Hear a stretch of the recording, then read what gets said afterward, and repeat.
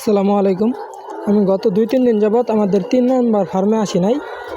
আজকে এসে মুরগিগুলো দেখতে যেয়ে যে বিষয়টা দেখতে পেলাম যে এই মুরগিটা একটু কাচুমুচো হয়ে বসে রয়েছে, আর বাকি 3টা মুরগি দাঁড়ায় রয়েছে, কিন্তু এই মুরগিটা একটু কাচুমুচো হয়ে বসে রয়েছে, যার কারণে আমি হাত দিলে দেখলাম যে মুরগির ওজন একবারে কমে গেছে।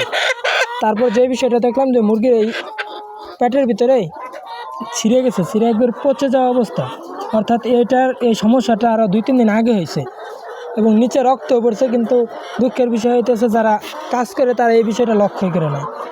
এজন্য আপনারা যারা খামারি আছেন অবশ্যই নিজের ফার্ম নিজেকে পরিদর্শন করা লাগবে এবং পারলে প্রতিদিন একবার করে দেখা লাগবে।